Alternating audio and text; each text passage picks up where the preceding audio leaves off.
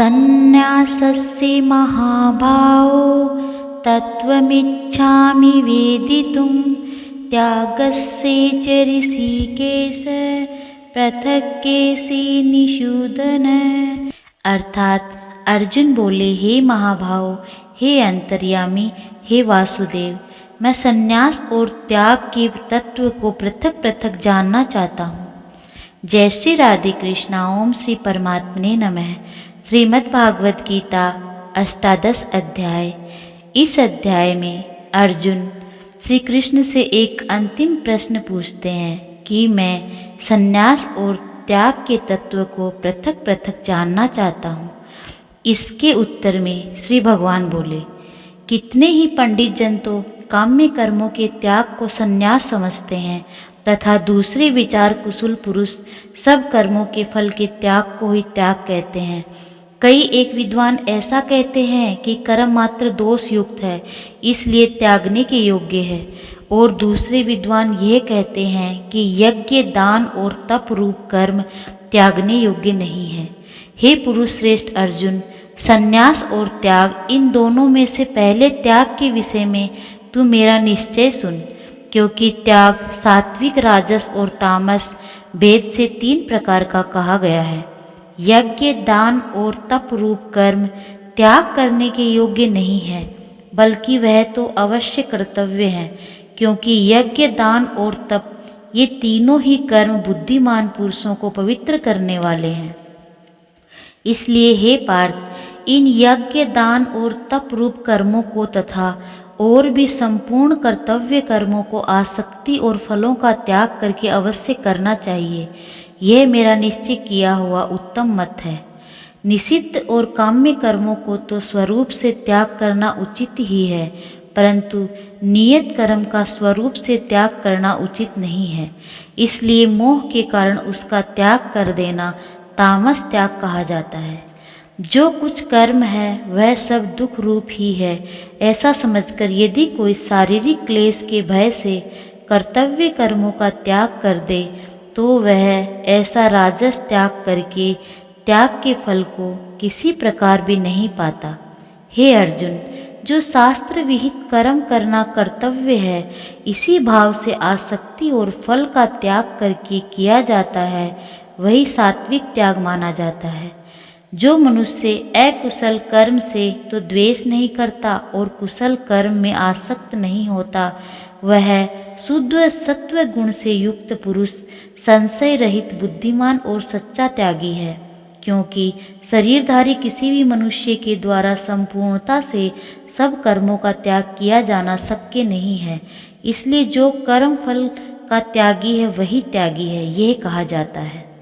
कर्म फल का त्याग न करने वाले मनुष्यों के कर्मों को अच्छा, बुरा और मिला हुआ ऐसे 3 प्रकार का फल मरने के पश्चात अवश्य प्राप्त होता है, किंतु कर्म फल का त्याग कर देने वाले मनुष्य के कर्मों का फल किसी भी काल में नहीं होता। हे महाभाव, संपूर्ण कर्मों की सिद्धि के ये 5 हेतु कर्मों का अंत करने के लिए उपाय बतलाने वाले सांख्य शास्त्र में कहे गए हैं, उनको तू मुझसे भली भांति जान। इस विषय में अर्थात कर्मों की सिद्धि में अधिष्ठान और कर्ता तथा भिन्न प्रकार के कारण एवं नाना प्रकार की अलग अलग चेष्टाएं, वैसे ही 5वां हेतु देव है। मनुष्य मन, वाणी और शरीर से शास्त्रानुकूल अथवा विपरीत जो भी कुछ कर्म करता है, उसके ये 5 कारण हैं। परंतु ऐसा होने पर भी जो मनुष्य अशुद्ध बुद्धि होने के कारण उस विषय में यानी कर्मों के होने में केवल शुद्ध स्वरूप आत्मा को कर्ता समझता है, वह मलिन बुद्धि वाला अज्ञानी यथार्थ नहीं समझता। जिस पुरुष के अंतःकरण में मैं करता हूँ ऐसा भाव नहीं है तथा जिसकी बुद्धि सांसारिक पदार्थों में और कर्मों में लिपायमान नहीं होती, वह पुरुष इन सब लोगों को मारकर भी वास्तव में न तो मारता है और न ही पाप से बनता है। ज्ञाता, ज्ञान और ज्ञेय ये 3 प्रकार की कर्म प्रेरणा है, और कर्ता, करण तथा क्रिया ये 3 प्रकार के कर्म संग्रह हैं। गुणों की संख्या करने वाले शास्त्र में ज्ञान और कर्म तथा कर्ता गुणों के भेद से 3 प्रकार के ही कहे गए हैं, उनको तो मुझसे भली भांति सुन। जिस ज्ञान से मनुष्य पृथक पृथक सब भूतों में एक अविनाशी परमात्म भाव को विभाग रहित समभाव से स्थित देखता है, उस ज्ञान को तू सात्विक जान। किंतु जो ज्ञान अर्थात जिस ज्ञान के द्वारा मनुष्य संपूर्ण भूतों में भिन्न भिन्न प्रकार के नाना भावों को अलग अलग जानता है, उस ज्ञान को तू राजस जान। परंतु जो ज्ञान एक कार्य रूप शरीर में ही संपूर्ण के सदृश आसक्त है तथा जो बिना युक्ति वाला तात्विक अर्थ से रहित और तुच्छ है, वह तामस कहा गया है। जो कर्म शास्त्र विधि से नियत किया हुआ और कर्तापन के अभिमान से रहित हो तथा फल न चाहने वाले पुरुष के द्वारा बिना राग द्वेष के किया गया हो, वह सात्विक कर्म कहलाता है। परंतु जो कर्म बहुत परिश्रम से युक्त होता है तथा भोगों को चाहने वाले पुरुष द्वारा या अहंकार युक्त पुरुष द्वारा किया जाता है, वह कर्म राजस कहा गया है। जो कर्म परिणाम, हानि, हिंसा और सामर्थ्य को न विचार कर केवल अज्ञान से आरंभ किया जाता है, वह तामस कहा जाता है। जो कर्ता संग रहित अहंकार के वचन न बोलने वाला, धैर्य और उत्साह से युक्त तथा कार्य के सिद्ध होने और न होने में हर्ष शोक आदि विकारों से रहित है, वह सात्विक कहा जाता है। जो कर्ता आसक्ति से युक्त कर्मों के फल को चाहने वाला और लोभी है तथा दूसरों को कष्ट देने वाला स्वभाव वाला, अशुद्धचारी और हर्ष शोक से लिप्त है, वह राजस कहा जाता है। जो कर्ता अयुक्त शिक्षा से रहित, घमंडी, धूर्त और दूसरों की जीविका का नाश करने वाला तथा शोक करने वाला, आलसी और दीर्घसूत्री है, वह तामस कहा जाता है। हे धनंजय, अब तू बुद्धि का और धृति का भी गुणों के अनुसार 3 प्रकार का भेद मेरे द्वारा संपूर्णता से विभाग पूर्वक कहा जाने वाला सुन। हे पार्थ, जो बुद्धि प्रवृत्ति मार्ग और निवृत्ति मार्ग, कर्तव्य और अकर्तव्य, भय और अभय तथा बंधन और मोक्ष को यथार्थ जानती है, वह बुद्धि सात्विकी है। हे पार्थ, मनुष्य जिस बुद्धि द्वारा धर्म और अधर्म को तथा कर्तव्य और अकर्तव्य को भी यथार्थ नहीं जानता, वह बुद्धि राजसी है। हे अर्जुन, जो तमोगुण से घिरी हुई बुद्धि अधर्म को भी यह धर्म है ऐसा मान लेती है तथा इसी प्रकार अन्य संपूर्ण पदार्थों को भी विपरीत मान लेती है, वह बुद्धि तामसी है। हे पार्थ, जिस अव्यभिचारिणी धारण शक्ति से मनुष्य ध्यान योग के द्वारा मन, प्राण और इंद्रियों की क्रियाओं को धारण करता है, वह धृति सात्विकी है। परंतु हे पृथापुत्र अर्जुन, फल की इच्छा वाला मनुष्य जिस धारण शक्ति के द्वारा अत्यंत आसक्ति से धर्म, अर्थ और काम को धारण करता है, वह धारण शक्ति राजसी है। हे पार्थ, दुष्ट बुद्धि वाला मनुष्य जिस धारण शक्ति के द्वारा निद्रा, भय, चिंता और दुख को तथा उन्मत्तता को भी नहीं छोड़ता अर्थात धारण किए रहता है, वह धारण शक्ति तामसी है।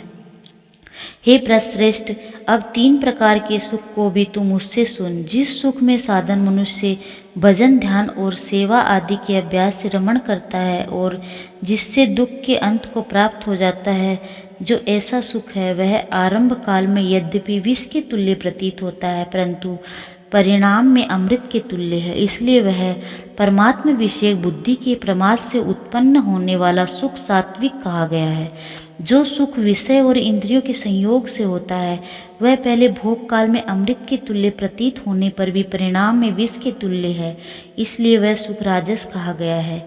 जो सुख भोग काल में तथा परिणाम में भी आत्मा को मोहित करने वाला है, वह निद्रा, आलस्य और प्रमाद से उत्पन्न सुख तामस कहा गया है। पृथ्वी में या आकाश में अथवा देवताओं में तथा इनके सिवा और कुछ भी नहीं है और कोई सत्व नहीं है जो प्रकृति से उत्पन्न इन 3 गुणों से रहित हो। हे परंतप, ब्राह्मण, क्षत्रिय और वैश्यों के तथा शूद्रों के कर्म स्वभाव से उत्पन्न गुणों द्वारा विभक्त किए गए हैं। अंतःकरण का निग्रह करना, इंद्रियों का दमन करना, धर्म पालन के लिए कष्ट सहना, बाहर भीतर से शुद्ध रहना, दूसरों के अपराधों को क्षमा करना, मन, इंद्रिय और शरीर को सरल रखना, वेद शास्त्र, ईश्वर और परलोक आदि में श्रद्धा रखना, वेद शास्त्रों का अध्ययन अध्यापन करना, परमात्मा के तत्व का अनुभव करना, ये सब के सब ब्राह्मण के स्वाभाविक कर्म हैं। सूरवीरता, तेज धैर्य, चतुरता और युद्ध में न भागना, दान देना, स्वामी भाव, ये सब के सब क्षत्रिय के स्वाभाविक कर्म है। खेती करना, गोपालन और क्रय विक्रय, सत्य व्यवहार, ये वैश्य के स्वाभाविक कर्म है। तथा सब वर्णों की सेवा करना शूद्र का स्वाभाविक कर्म है। अपने अपने स्वाभाविक कर्मों में तत्परता से लगा हुआ मनुष्य भगवत प्राप्ति रूप परम सिद्धि को प्राप्त हो जाता है। अपने स्वाभाविक कर्म में लगा हुआ मनुष्य जिस प्रकार से कर्म करके परम सिद्धि को प्राप्त होता है, उस विधि को तू सुन। जिस परमेश्वर से संपूर्ण प्राणियों की उत्पत्ति हुई है और जिससे ये समस्त जगत व्याप्त है, उस परमेश्वर की अपने स्वाभाविक कर्मों द्वारा पूजा करके मनुष्य परम सिद्धि को प्राप्त हो जाता है। अच्छी प्रकार आचरण किए हुए दूसरे के धर्म से गुण रहित भी अपना धर्म श्रेष्ठ है, क्योंकि स्वभाव से नियत किए हुए स्वधर्म रूप कर्म को करता हुआ मनुष्य पाप को प्राप्त नहीं होता। अतएव हे कुंती पुत्र, दोषयुक्त होने पर भी सहज कर्म को नहीं त्यागना चाहिए, क्योंकि धुएं से अग्नि की भांति सभी कर्म किसी न किसी दोष से युक्त हैं।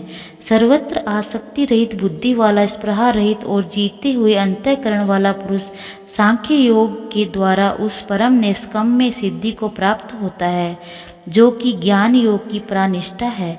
उस निष्कर्म्य सिद्धि को जिस प्रकार से प्राप्त होकर मनुष्य ब्रह्मा को प्राप्त होता है, उस प्रकार को हे कुंती पुत्र तू संक्षेप में मुझसे समझ।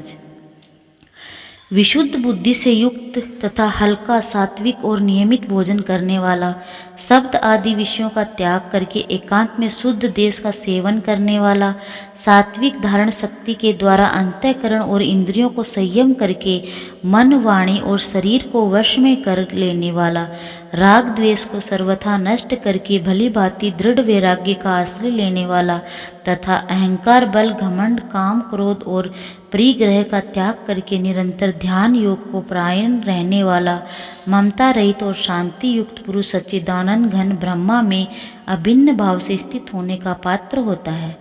फिर वह सच्चिदानंद घन ब्रह्म में एक ही भाव से स्थित प्रसन्न मन वाला योगी न तो किसी के लिए शोक करता है और न किसी की आकांक्षा ही करता है, ऐसा समस्त प्राणियों में समभाव वाला योगी मेरी पराभक्ति को प्राप्त हो जाता है। उस पराभक्ति के द्वारा वह मुझ परमात्मा को मैं जो हूँ और जितना हूँ ठीक वैसा का वैसा तत्व से जान लेता है तथा उस भक्ति से मुझको तत्व से जानकर तत्काल ही मुझ में प्रविष्ट हो जाता है।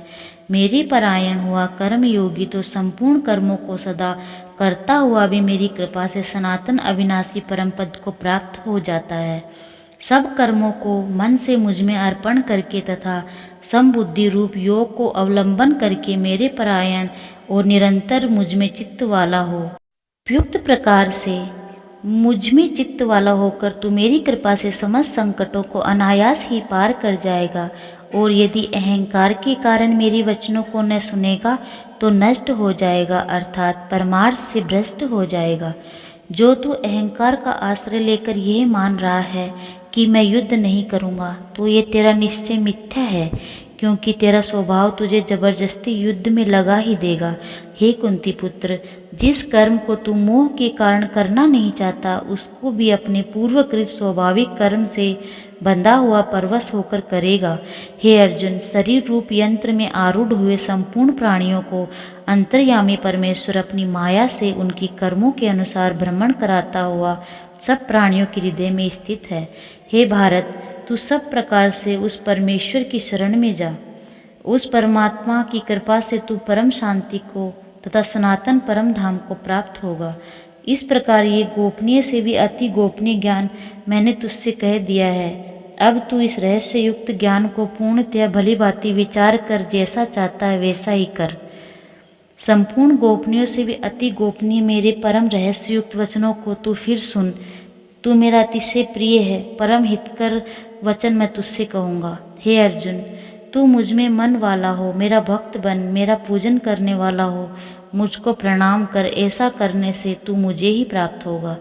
ये मैं तुझसे सत्य प्रतिज्ञा करता हूँ, क्योंकि तू मेरा अत्यंत प्रिय है। संपूर्ण धर्मों को अर्थात संपूर्ण कर्तव्य कर्मों को मुझ में त्याग कर तू केवल एक मुझ सर्वशक्तिमान सर्वाधार परमेश्वर की ही शरण में आ जा। मैं तुझे संपूर्ण पापों से मुक्त कर दूंगा, तू शोक मत कर। तुझे ये गीता रूप रहस्यमय उपदेश किसी भी काल में न तो तप रहित मनुष्य से कहना चाहिए, न भक्ति रहित से, न बिना सुनने की इच्छा वालों से कहना चाहिए, तथा जो मुझ में दोष दृष्टि रखता है उससे तो कभी भी नहीं कहना चाहिए। जो पुरुष मुझ में परम प्रेम करके इस परम रहस्य युक्त गीता शास्त्र को मेरे भक्तों में कहेगा, वह मुझको ही प्राप्त होगा, इसमें कोई संदेह नहीं है। उससे बढ़कर मेरा प्रिय कार्य करने वाला मनुष्य में कोई भी नहीं है, तथा पृथ्वी भर में उससे बढ़कर मेरा प्रिय दूसरा कोई भविष्य में होगा भी नहीं। जो पुरुष इस धर्ममय हम दोनों के संवाद रूप गीता शास्त्र को पढ़ेगा, उसके द्वारा भी मैं ज्ञान यज्ञ से पूजित हो जाऊंगा, ऐसा मेरा मत है। जो मनुष्य श्रद्धा युक्त और दोष दृष्टि से रहित होकर इस गीता शास्त्र का श्रवण भी करेगा, वह भी पापों से मुक्त होकर उत्तम काम करने वालों के श्रेष्ठ लोक को प्राप्त होगा। हे पार्थ, क्या इस गीता शास्त्र को तूने एकाग्र चित्त से श्रवण किया है? और हे धनंजय, क्या तेरा अज्ञान जनित मोह नष्ट हो गया? इस पर अर्जुन बोले, हे अच्युत, आपकी इस कृपा से मेरा मोह नष्ट हो गया और मैंने स्मृति प्राप्त कर ली। अब मैं संशय रहित होकर स्थित हूँ, अतः आपकी आज्ञा का पालन करूँगा। संजय बोले, इस प्रकार मैंने श्री वासुदेव की और महात्मा अर्जुन की इस अद्भुत रहस्य युक्त रोमांचकारक संवाद को सुना। श्री व्यास जी की कृपा से दिव्य दृष्टि पाकर मैंने इस परम गोपनीय योग को अर्जुन के प्रति कहते हुए स्वयं योगेश्वर भगवान श्री कृष्ण से प्रत्यक्ष सुना। हे राजन, भगवान श्री कृष्ण और अर्जुन की इस रहस्य युक्त कल्याणकारक और अद्भुत संवाद को पुनः पुनः स्मरण करके मैं बार बार हर्षित हो रहा हूँ। हे राजन, श्री हरि के उस अत्यंत विलक्षण रूप को भी पुनः पुनः स्मरण करके मेरे चित्त में महान आश्चर्य होता है और मैं बार बार हर्षित हो रहा हूँ। हे राजन, जहाँ योगेश्वर भगवान श्री कृष्ण है और जहाँ गांडीवधारी धनुषधारी अर्जुन है, वहीं पर ही श्री विजय विभूति और अचल नीति है, ऐसा मेरा मत है। जय श्री राधे कृष्णा। यह 18 अध्याय है। ये अत्यंत महत्वपूर्ण अध्याय है और बहुत ही सुंदर व्याख्या की गई है। आइए श्रीमद् भागवत गीता को अपने जीवन का अंग बनाते हैं। श्रीमद् भागवत गीता सुनने मात्र से हमें अत्यंत शांति का अनुभव होता है। जय श्री राधे कृष्णा। आप अवश्य सुनिए, पढ़िए और अपने जीवन में उतारिए। राधे राधे।